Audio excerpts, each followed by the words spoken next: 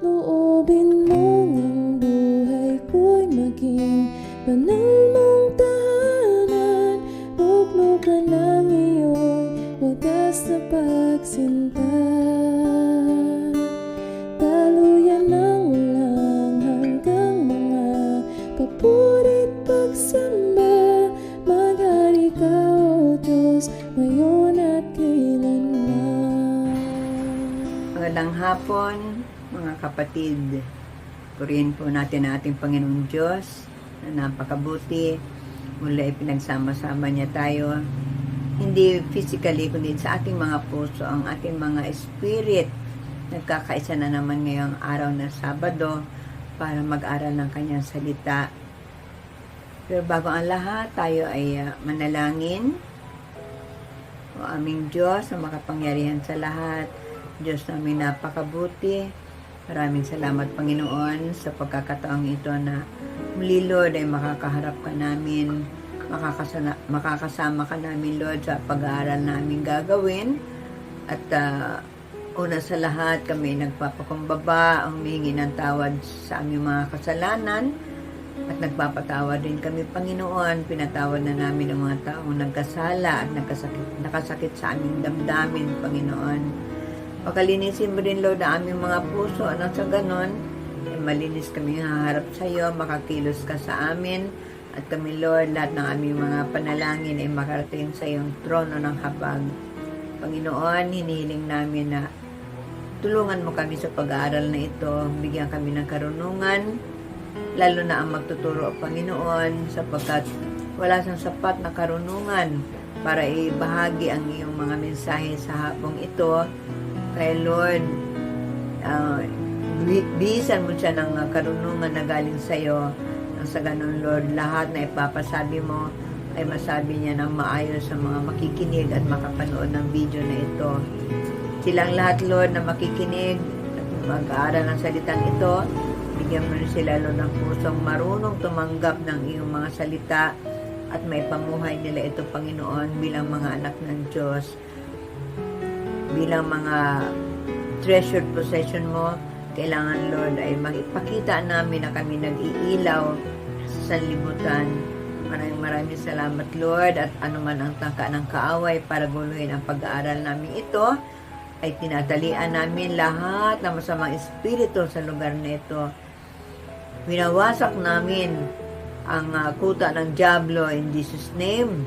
Pinapalayas namin lahat ng masamang espiritu.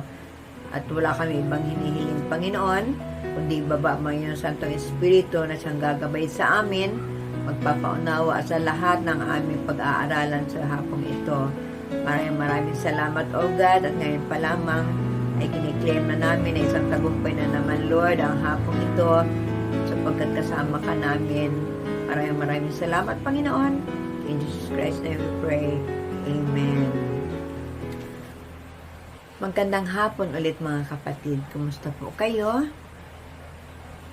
Nawa po ay masaya kayo sa gitna ng mga problema dahil sa pandemic na ito. Masaya pa rin tayo sapagkat hindi tayo pinababayaan ng Diyos. Amen po. Ngitian po nga natin ang ating mga katabi. Kung may mga katabi tayo dyan, isang ngiting nakakatanggal ng mga problema, nakakapagbigay ng pag-asa sa ating mga mangingitian. Ayan po. Amen po. Sa hapong ito po, ang ating pag-aaralan po ay magsisimula sa ating text sa unang hari 8:54 hanggang 55. Ang sabi po rito, nakaluhod si Solomon sa harap ng dambana ni Yahweh at nakataas ang mga kamay samantalang nananalangin. Nang matapos ang kanyang panawagan kay Yahweh, tumindig siya at malakas na binasbasan ang buong Israel na nagkatipon doon. So tayo po ngayon ay prayer meeting. Pero dito sa text na binasa natin, si Haring Solomon po ay nanalangin kay Yahweh para sa mga Israelita. Ayan. Hindi mga Israelita ang nanalangin kay Yahweh, kundi may nanalangin para sa kanila sa katauhan ni Haring Solomon. Matindi ang kanyang ginawang pananalangin, mga kapatid, di ba? Kung narinig natin, nabasa natin, nananalangin siya na nakataas ang mga kamay. Ayan, nakataas ang mga kamay na para bang may matindi siyang hinihiling sa ating Panginoon. Ganon po tayo pag matindi ang ating kahilingan sa ating Panginoon. Tinataas namin, isinusuko natin lahat sa ating Panginoon. Sapagkat siya ang ating Diyos na talagang sumasagot sa ating mga panalangin. Tumayo siya na tagapamagitan ng mga Israelita at sa Panginoon. At sa hapong itong mga kapatid, ito ang ating pag-aaralan. Ang topic po natin ay Prayer of an Intercessor. Prayer of an Intercessor. Panalangin ng isang tagapamagitan. So, ang tanong ngayon, what is an intercessor? So, ito po. An intercessor is someone who will stand on the gap. Pag sinabing gap, merong pagitan, no? Gaya ng ginawa ni Haring Solomon, na magitan siya sa mga Israelita at ang Panginoon, si Yahweh. Yan, namamagitan siya. Tatayo siya doon sa gitna ng gap na yon. Another is, an intercessor is someone who will pray for a person or group of people. Siya daw yung mananalangin para sa isang tao lang, or grupo ng mga tao, a group of people. At ang ikatlo, an intercessor is someone who will share the Lord's burden for the soul. Siya daw yung makikihati sa kabigatan ng Panginoon para sa mga kaluluwa. Ipapanalangin niya sa Diyos yung mga kaluluwang mga naliligaw na, nawawala na, yung mga tumalikod na, yung mga ayaw sumunod sa salita ng Diyos, yan, yung ayaw pang tanggapin ang Diyos. So, ganun po. Burden po ng Panginoon yon.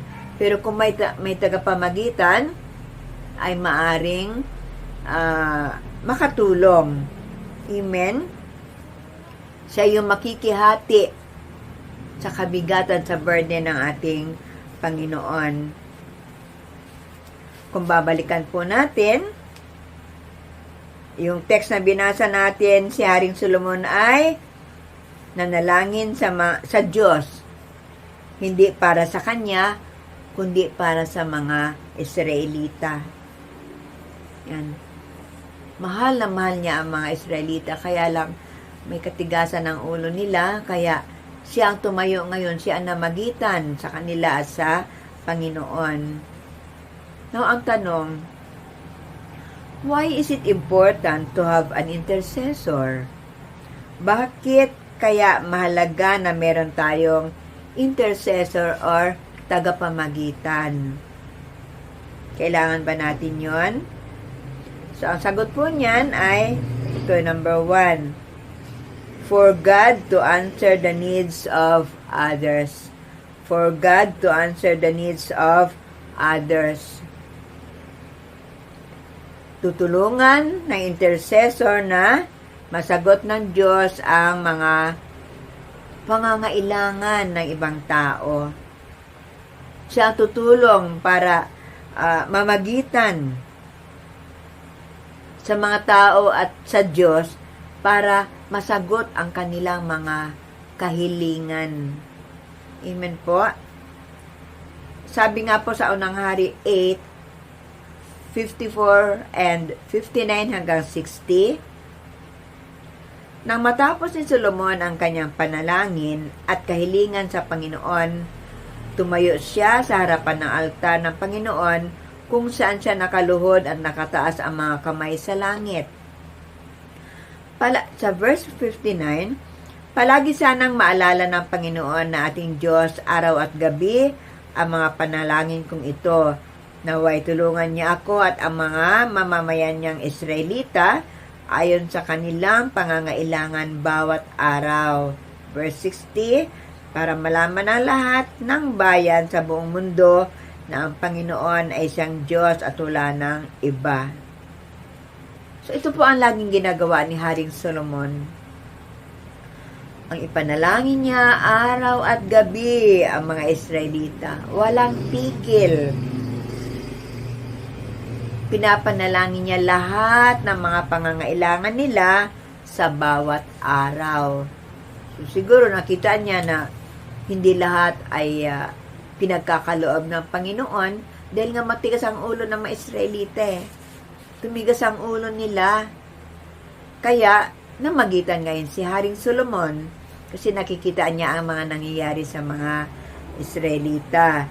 Sabi nga po sa Juan 17 verse 9 at 20, idinadalangin ko sila, hindi ang sanlibutan, kundi ang lahat na ibinigay mo sa akin, sapagkat sila'y iyo. Hindi lamang sila ang idinadalangin ko, kundi pati ang mga mananalig sa akin dahil sa kanilang pahayag. Now, dito naman sa Juan 17 verse 9 at 20, ang namamagitan dito ay si Jesus Christ naman. Siya naman ang nananalangin, hindi para sa sanlibutan, kundi para sa mga treasured possession ng Panginoon. Yun sa kanyang mga anak, yung kanyang mga tagapagmana, ipinapanalangin niya. Sabi nga, hindi lamang sila ang idinadalangin ko, kundi pati ang mga mananalig sa akin dahil sa kanilang pahayag.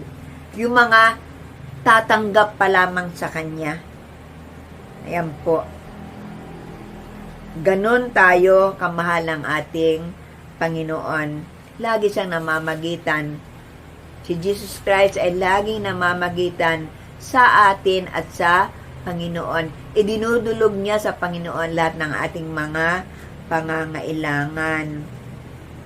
And number 2, bakit kailangan natin ng intercessor? To pacify God's anger. To pacify God's anger. Kailangan natin ng intercessor para pahupain ang galit ng Diyos. Nakakita na ba kayo ng taong galit na galit? Galit na galit na parang gusto nang pumatay ng tao. Pero anong ginagawa natin? Pinapacify natin. Pinaluluag natin ang kanyang galit. Tinatanggal natin ang kanyang galit. Ganon po ang ginagawa ng intercessor. Tingnan po natin yung nangyari sa Exodo 32, 11 hanggang 12 at 14. Nagsumamo si Moises kay Yahweh, Huwag ninyong lipulin ang mga taong inalis ninyo sa Ehipto sa pamamagitan ng inyong kapangyarihan. Kapag nilipol ninyo sila, masasabi ng mga Egyptyo na ang mga Israelita ay inialis ninyo sa Ehipto upang lipulin sa kabundukan. Huwag na po kayong magalit sa kanila at huwag na ninyong ituloy ang inyong balak laban sa kanila. So dito, naging intercessor ulit si Moises sa mga Israelita at sa Panginoon, sa Diyos natin, kay Yahweh. Nakikiusap niya na huwag niyang lipulin ang mga taong ito. At ano ang nangyari? Sa verse 14, hindi nga itinuloy ni Yahweh ang balak na paglipol sa mga Israelita. So, yun. Sa pamamagitan sa pagiging intercessor ni Moises, ay humupa ang galit ni Yahweh sa mga Israelita. Amen po. Tingnan po natin sa Efeso 2:18. Dahil kay Kristo, tayo'y kapwa makalalapit sa Ama sa pamamagitan ng Espiritu. So, dito parang sinasabi sa atin na pwede rin tayo maging intercessor. Sabi kasi, tayo'y makakalapit sa Ama sa pamamagitan ng Espiritu. May mga panalangin ng ating mga kapwa, ang ating mga kapatiran, mga mahal natin sa buhay. Kaya natin yung i-intercede.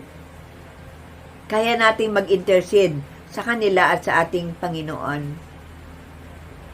Tayo ang mamagitan sa kanila at sa ating Panginoon para may pagkaloob sa kanila ang kanilang mga kahilingan. Amen po? Yun, pwede tayo maging intercessor. Yung sabi nga kanina, pag may mga, yung may galit na galit sa loob ng bahay natin, pwede ang tatay, pwede ang nanay, pwede tayong mag-intercessor doon. Mamagitan tayo doon sa nagagalit at yung kinagagalitan para walang masamang mangyari. Amen po. Ang susunod na tanong, how does an intercessor pray? Paano daw dapat mag-pray ang intercessor? Kaya gusto niyo pong malaman? Ito po ang sagot. An intercessor pray as weeper. Pag sinabing weeper,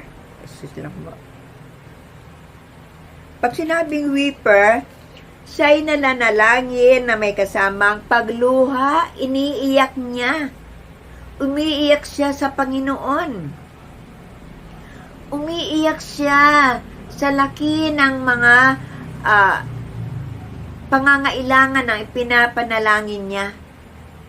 Ganon po ang intercessor. Kung may mga prayer request tayo napakabigat, iiyak po natin yun sa Panginoon.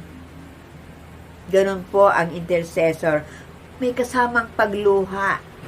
Amen po? Sana po nararanasan natin yan. Na habang nananalangin tayo, hindi lang para sa atin, kundi para sa ating mga kapatiran, para sa ating mga mahal sa buhay. Ilalabas natin ng bubuo ang ating damdamin hanggang makita mo na lang, umiiyak ka na. Sabi nga po sa Lucas 23 verse 34, sinabi ni Jesus, Ama, patawarin mo sila sapagkat hindi nila nalalaman ang kanilang ginagawa. Ito, nag-intercede na naman si Jesus sa ating Amang nasa langit at doon sa mga taong nakapaligid sa Kanya. Diba, nung siya'y nakapako na sa krus, nililibak pa siya na kung ikaw'y totoong Diyos, iligtas mo ang sarili mo. Ayan. Pero anong ginawa niya? Humingi pa siya. Humingi pa siya ng tawad. Inihingi niya ang tawad yung mga taong yun sa ating Amang nasa langit. At dito sa Jeremiah 8:21 hanggang 22, pakinggan po natin. Para akong dinadagukan sa dibdib dahil sa sinapit ng bayan ko. Ako'y nananangis, labis akong nagugulmihanan. Verse 22, wala na bang anumang panluna sa Galaad? Wala bang manggagamot dyan? Bakit hindi gumagaling ang bayan ko? Grabe, itong ipinapanalangin ni Jeremiah, sobrang niyang iniyakan ito. Sobrang niyang iniyakan yung nangyari sa kanyang mga kababayan. Ang mga kababayan niya kasi sobrang tigas ng ulo. Tumalikod sila sa Panginoon at sumamba pa sila sa Diyos-Diyosan. Kaya nagalit ngayon ang si Yahweh. At sila'y pinarusahan. Iniyakan yun ni Jeremiah. Talagang hindi na niya malaman kung kung paano pagalingin, kung paano ayusin yung kalagayan ng mga Israelitang ito. At sinabi pa sa Jeremiah 9:1, maanong ang ulo ko'y naging balon ng tubig at ang mga mata ko'y bukal ng luha upang may iluha ako maghapot magdamag para sa mga kababayan kong nasawi. Marami nasawi sa kanyang mga kababayan. So, ibig niya sana na maging balon ng luha ang kanyang mga mata para makita lang ng Panginoon na talagang mabigat ang kanyang damdamin sa nangyari sa kanyang mga kababayan. Maging balon daw ng tubig ang kanyang mga mata. Bukal ng luha. Siguro naranasan din natin yon. Pag nanalangin, sobrang bigat ang ating mga idinadalangin sa Panginoon. Hindi nga lang luha Minsan pati uhog na naranasan ko yan. Hindi ko na namalayan, tumutulo na yung something dito sa aking ilong. Hindi ko mapigil, sabayan sa luha na talaga naman. At kapag ganun ang nangyari, napakasarap manalangin. Amen mga kapatid. Napakasarap manalangin ko na nararamdaman mo na yung naluluha ka, naiiyak ka. Amen po. Ganun po ang intercessor as weeper. And number 2, an intercessor prays as warrior. Warrior. Ayan naman, mandirigma. At pag sinabi natin mandirigma, siya ay palaban, lumalaban, hindi sumusuko. Dapat pala ganon ang mga intercessor. Hindi sumusuko na nanalangin, hindi sinagot ng Panginoon. Sige lang ng sige.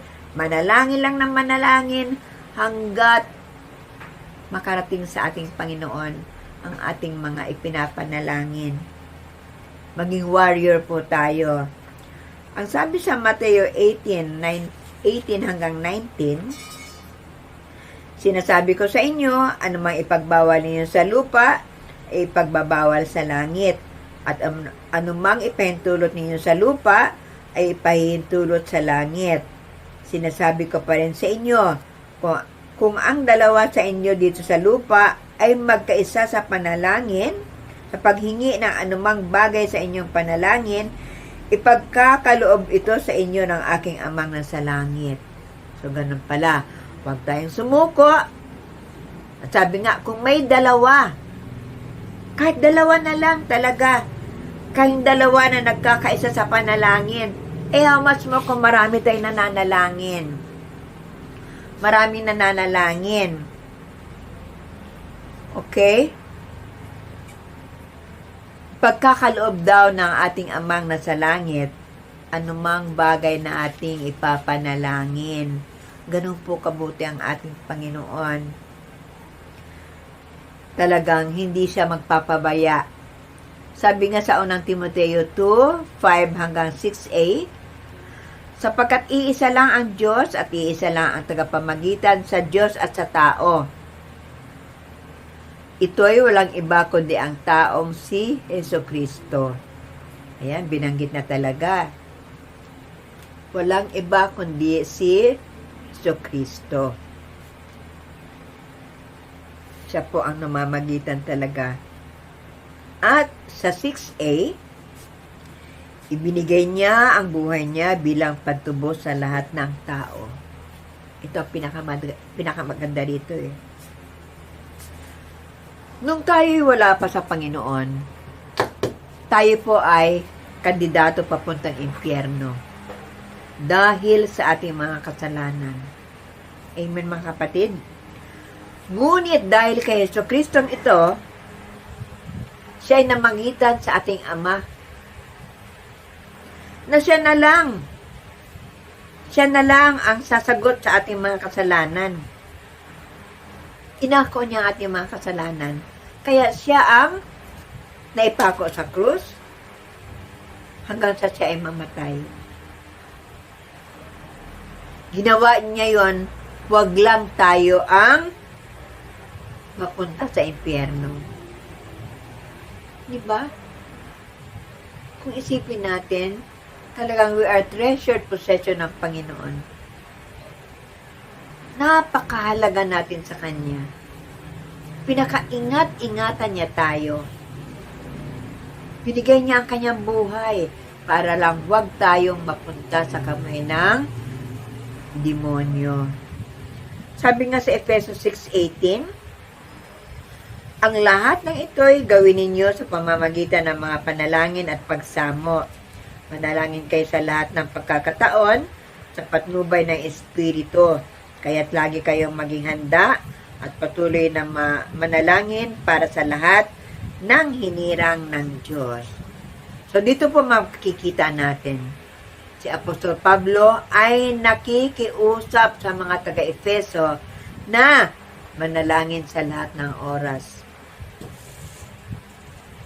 para sa mga anak ng Diyos. Manalangin daw sa lahat ng oras. At ito ay hindi lang para sa mga taga-Efeso, kundi para din sa atin na mga hinirang ng Diyos. Tayo mga adopted children of God. Na magmistula rin tayong mga mandirigma.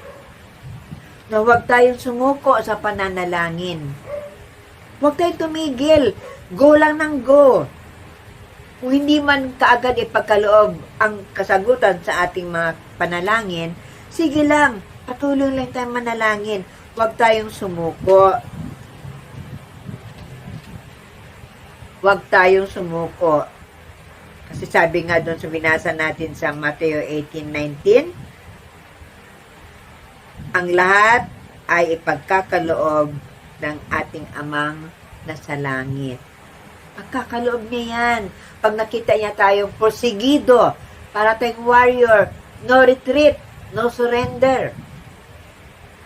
Ganun dapat ang mga anak ng Diyos. Amen po? Be a warrior as intercessor. Ngayon, patutuhanan natin itong pagiging weeper, no? Si Nehemiah, pinatutuhanan niya ito. Basahin natin sa Nehemiah 1 verse 4. Nang marinig ko ito, naupo ako at napaiyak. Ilang araw ako nagdalamhati at nag-ayuno. Dumalangin ako sa Diyos ng kalangitan. So, as warrior, rather as weeper, talagang nasa puso niya ang pananalangin. At sa kanyang pananalangin, hindi niya napipigil na siya ay maiyak. Sabi nga, ilang araw ako nagdalamhati. Nag-ayuno pa siya. Naiiyak siya sa pananalangin sa Panginoon. Siya ay isang weeper na intercessor. At bilang warrior, pinatunayan din ito ni Nehemiah. Basahin natin sa Nehemiah 2:19 hanggang 20. Ngunit nang malaman ito, pinagtawanan kami ni Sanballat at Tobias, pati na sa Gesem na tagapamahala sa Arabian. Ano ang ginagawa niyong yan? Wika nila. Naghihimagsik ba kayo laban sa hari? Tinugon ko sila, pagtatagumpayin kami ng Diyos ng kalangitan pagkat kami ay kanyang lingkod. Itatayo naming muli ang Jerusalem, ngunit kayo'y walang bahagi o karapatan o alaala sa lungsod na ito. Dito naman ipinakita nila ni Nehemiah na hindi sila sumuko sa pananalangin. Hindi sila sumuko. At anong sinabi nila? Kaya nilang maitayo ang Jerusalem. Kaya nila itong itayong muli. Hindi sila sumuko. Amen po? Dapat ganun din po tayo. Huwag tayong sumuko. Kagaya ngayong pandemic. Huwag tayong sumuko sa pananalangin. At ang Diyos naman nakikinig sa atin, di ba? O meron ba tayo nabalitaan na na-COVID na taga Jesus Christ, to God be the glory? Parang wala pa po akong narinig. Kasi ganun tayo kamahal ng ating Panginoon. Ganun kasi ang ginagawa natin. Tayo ay nag-i-intercede para sa mga kapatiran natin, sa mga mahal natin sa buhay. Iniiyak natin sila sa ating Panginoon. Amen. Now, as intercessor, at kung tayo ay may mga intercessory prayers, ano ang magiging resulta nito? Ano resulta nito sa atin? Ito po we will be set free from imprisonment or bondage. We will be set free from imprisonment or bondage. Tayo daw po ay makakalaya sa pagkakakulong o pagkakaalipin. Yan. Pag sinabi nakakulong, doon ka sa likod ng rehas ng bakal. Kung kayo alipin, hindi ka makagalaw kung walang kung walang go signal lang iyong ang tawag doon, amo. Yung gano'n na nga yun. Tatanong, saan tayo makakalaya? Kasi we will be set free daw Lalaya tayo sa sakit. Amen po. Lalaya tayo sa problema sa pera. Problema sa pamilya. At kung ano-ano pang problema na meron tayo sa ating buhay. Ayan. Kasi maraming nananalangin para sa atin. Kaya, kung kayo ay may mga kabigatan, mga kapatid, okay, mahiya. Mag-send kayo ng mensahe na, Teacher Yoli, ganito po. Pakisama po kami sa prayer kasi ganito. Pag yan ay pinasok ko na sa group chat ng mga prayer warriors, ng mga Bible study teachers, automatic yan hanggang si pastor. Pag-pray lahat yan, yung mga prayer request ninyo. Tingnan po natin ang nangyari kay Pedro sa Gawa 12, 4-5 and 7. Pagkadakip kay Pedro, ito'y ikinulong at pinabantayan sa 4 na pangkat ng tig-4 na kawal. Dami, no? Ang balak ni Herodes ay iharap siya sa bayan pagkatapos ng pista. Kaya't nanatiling nakabilang doon si Pedro, samantala siyang taimtim na pinapanalangin ng iglesia. Siya ipinapanalangin ng iglesia ng buong church. Sa 7, walang ano-ano'y lumitaw ang isang anghel ng Panginoon at nagliwanag na mabuti sa silid-piitan. Tinapik niya sa tagiliran si Pedro at ginising, "Bumangon ka, dali!" Wika ng anghel. Pagdakay, nakalag ang mga tanikala sa kanyang mga kamay. Tingnan nyo. Siya'y pinagdasal, ipinalangin ng buong church na siya'y makalaya. Ayan. Makalaya sa pagkakulong. At talaga naman na nangyari. Narinig ng Diyos, ang panalangin ng buong church, nagpadala siya ng anghel. At nakalaya si Pedro. So, ganito po ang nangyayari sa atin, sa church natin. Yung mga prayer request natin, kung ano-ano mga prayer, karamihan kasi mga prayer request yung talagang yung mga may sakit, gumaling sa sakit, yung mga financial problems, at marami pang iba. Yung mga, kahit nga iba, hindi makatulog, simpleng lagnat, inuubo, sinisipon, sinisend yan sa mga teachers, tapos isisend din namin yan sa group chat namin, kasama po doon si Pastor Ricky, Lahat yan ay ipinagpipray. Naghanap pa ng trabaho, nahirapan ka maghanap. I-send mo. Send mo. Kikilos ang Panginoon. Maraming magpipray para sa iyo.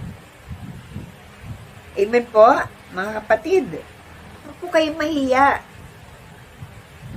At marami na mga answered prayers. Marami na mga answered prayers sa mga prayer request na ipinadala nila. Kailan lang, kanina lang nabasa ko yung isang kapatiran natin. Nag-send sila ng prayer request na kasama po sa panalangin ang nanay ko at ang tatay ko na may COVID sila, pati kapatid symptomatic, pero yung dalawa, yung nanay at tatay, ay talagang nag-stay sa hospital. Sa sobrang panalangin, no? Sa sobrang panalangin ng church, no? Alam niyo ba, nabasa ko kanina, ang bill ng nanay ko na 500,000, ang binayaran lamang namin ay 60,000. Imagine, yung isa naman yung tatay, yung bill po namin na 100,000, ang binayaran lamang namin ay 11,000. Ganun kumilos ang ating Panginoon dahil marami tayong mga intercessors na nananalangin para sa kanila. Answered prayer po. Yung mga nagpapapray na maging negative ang kanilang swab test, nagni-negative talaga. Dahil ang dami na nananalangin. Sabi nga sa 2 Chronicles 7:14-15, ngunit sa sandaling ang bayang ito na aking pinili ay magpakumbaba, manalangin, hanapin ako at talikdan ang kanilang kasamaan, diringgin ko sila, matatawarin ko sila at ibabalik ko sa kanilang lupain ang katiwasayan at kasaganaan. 15, diringgin ko nga ang mga dalangin gagawin dito ngayon at magpakailanman. Ganun po ang ating Panginoon. Hinahanap lang niya sa atin na tayo lang ay magpakumbaba. Huwag tayong mahiya. Baba natin na wala tayong magagawa. Hayaan natin sa mga intercessors na yan ang ating mga panalangin. Nananalangin na tayo, may mga intercessors pa dyan, ang dami nananalangin para sa'yo. Kailangan lang magpakumbaba tayo na, Lord, wala akong magagawa. Kaya tinataas ko yan lahat sa'yo. At hindi tayo mahihiya na sabihin natin yung ating problema. Ayan, no? Magpakumbaba, manalangin, hanapin ako at talikdan ang kanilang kasamaan yun. Huwag na tayong gumawa ng kumbaga, huwag na tayong pumitik na gumawa ng kasalanan. Ang linaw kasi diba? Balik ko sa kanilang lupain ang katiwasayan at kasaganaan. Diringgin ko nga ang mga dalangin gagawin dito ngayon at magpakailanman. Amen po. Napakabuti ng ating Panginoon.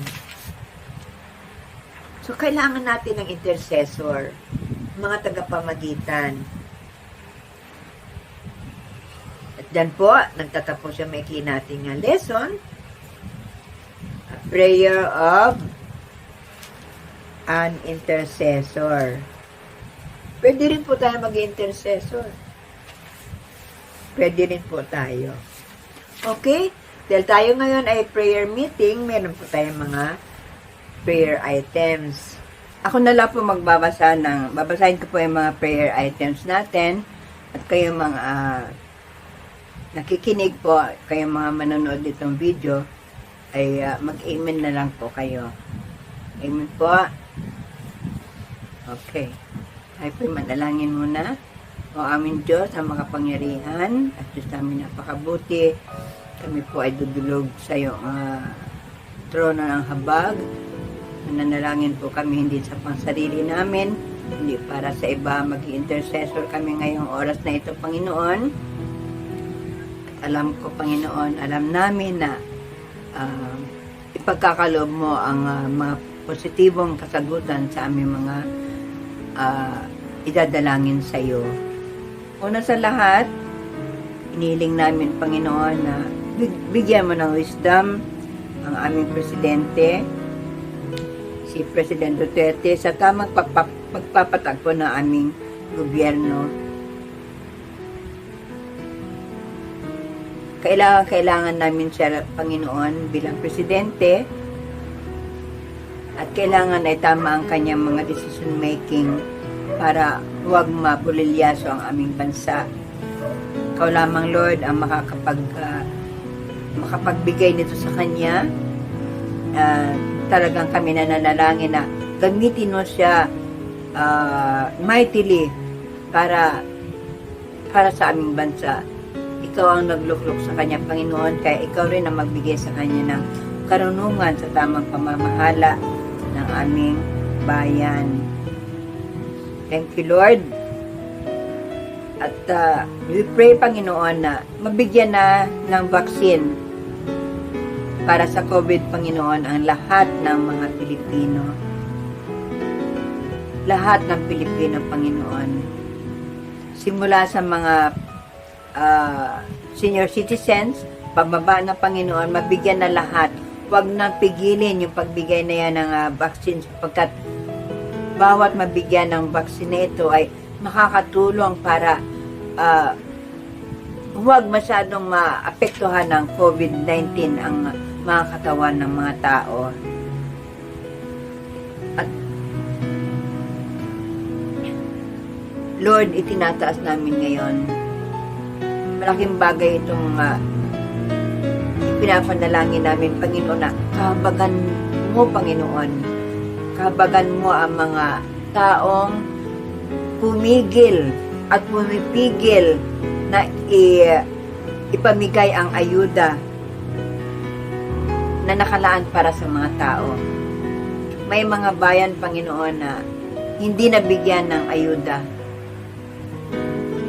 Maraming mga tao ang umaasa na mabigyan sila, pero pinipigil kung sino man ang may pakana nito, pinipigil nilang huwag ibigay sa tao ang pera. Niloloko nila ang tao, Panginoon. Kaya pinapanalangin namin sila, Lord, na huwag nilang gawin yon. Dahil ngayon pa lamang ay aani na sila kaagad ng reward sa impyerno sa ginagawa nila. Hindi kanila yung perang yon, pero wini-withhold nila para sa sarili nilang kapakanan. Lord, mahabag ka sa kanila.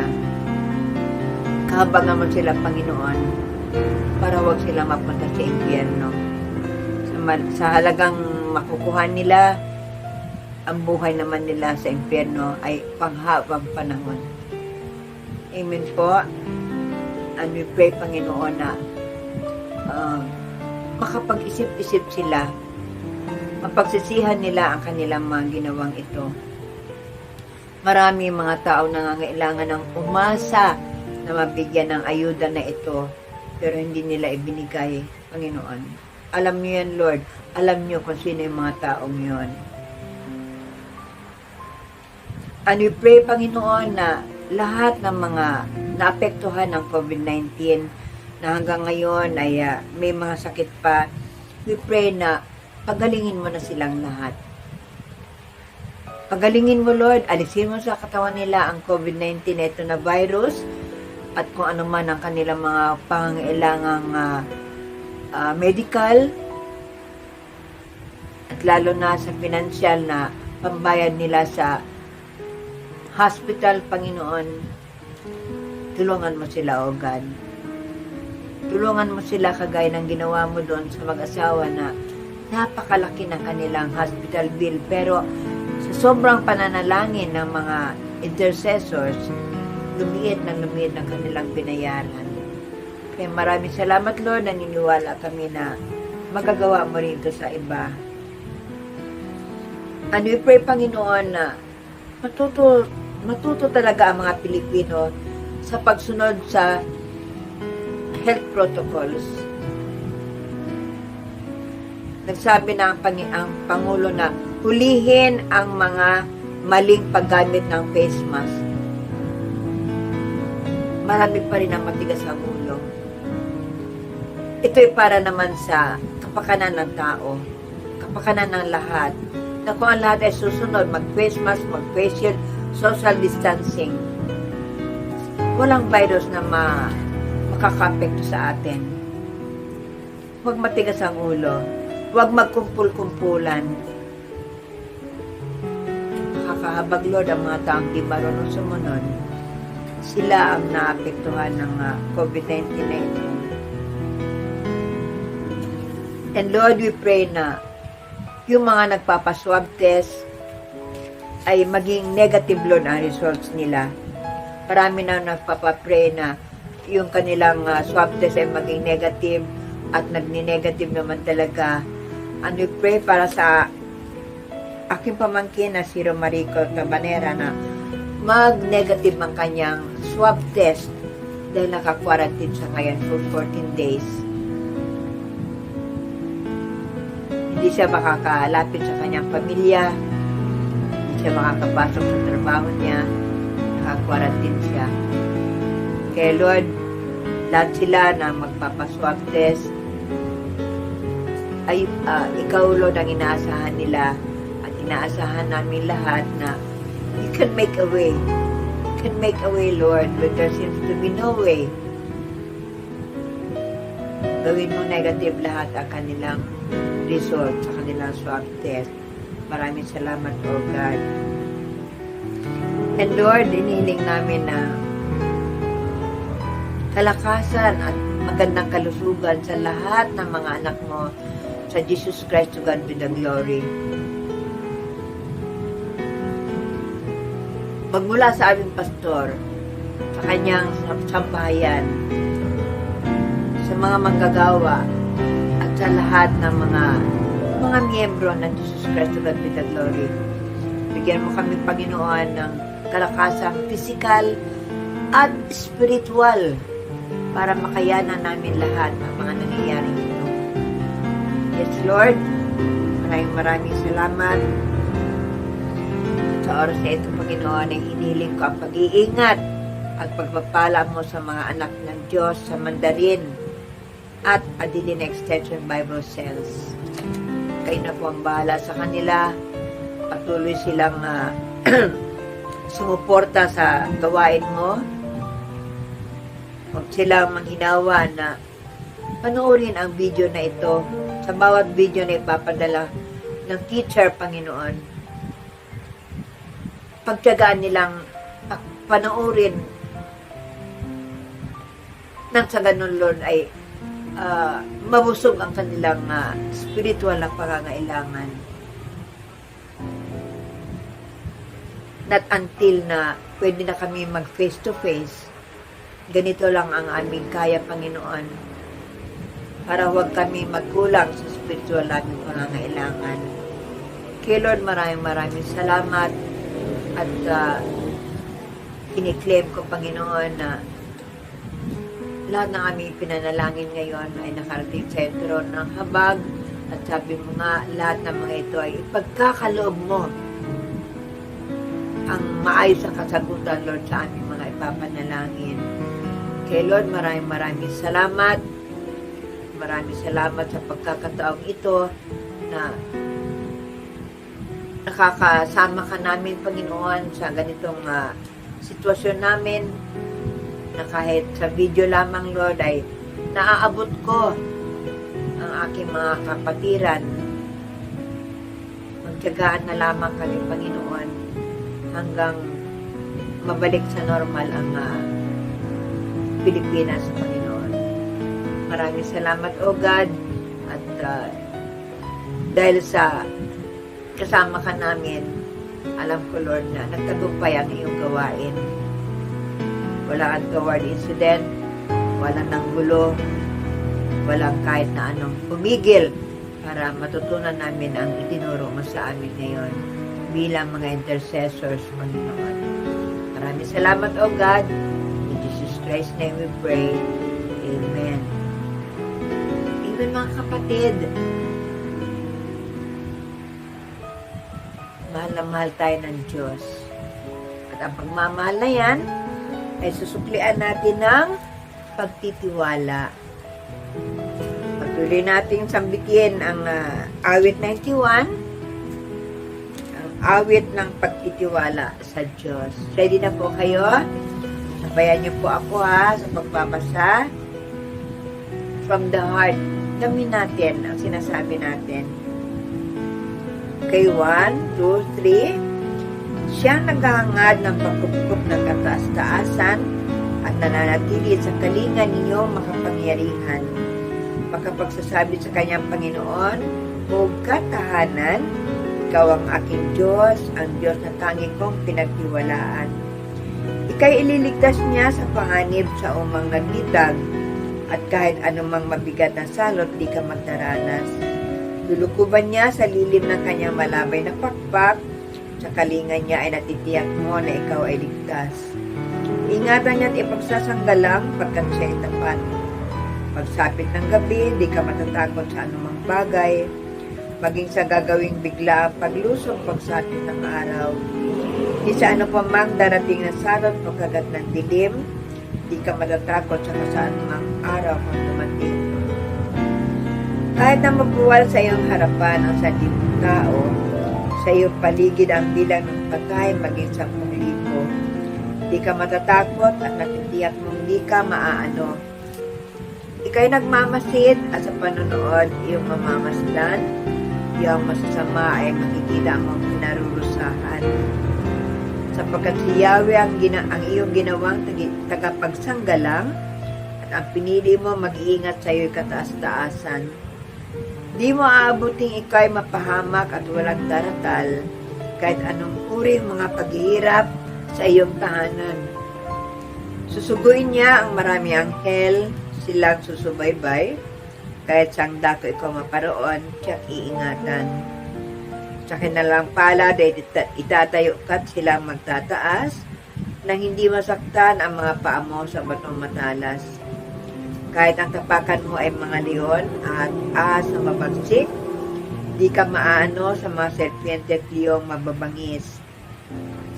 Ang sabi ng Diyos, aking ililigtas ang tapat sa akin at iingatan ko ang sinamang taong ako'y kikilanlin. Pag sila'y tumawag, laging handa ako na sila'y pakinggan, aking sasamahan at kung may hilahil ay sasaklolohan. Aking ililigtas at ang bawat isa ay pararangalan, sila'y bibigyan ko at gagantimpalaan ng mahabang buhay at nakatitiyak na ang tatamuhin nila'y kaligtasan.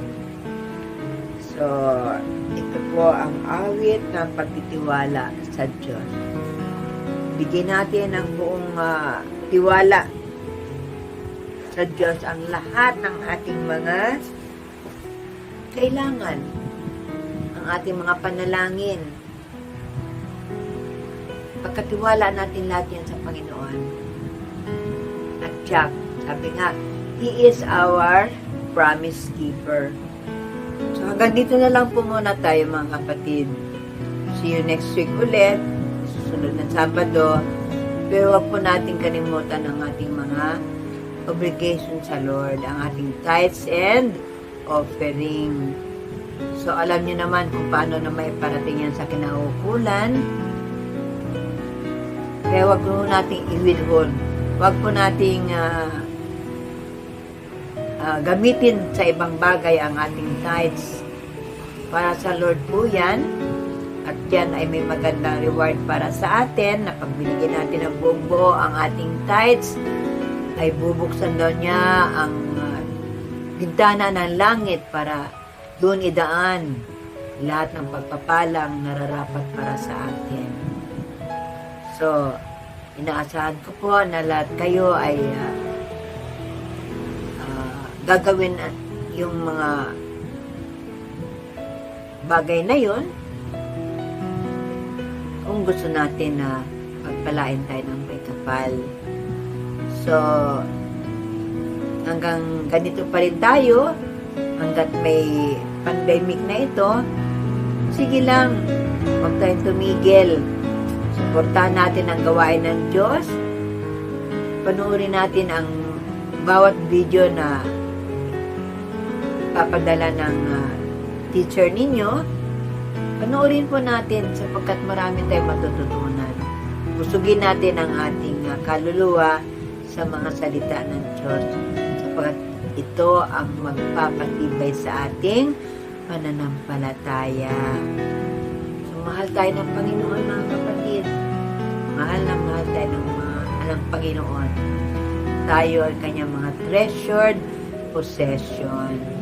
So, bye-bye for now. Bye-bye. Stay healthy, mga kapatid. I love you all with the love of the Lord. Bye-bye. See you soon. Daluyan ng walang hanggang mga papurit pagsamba.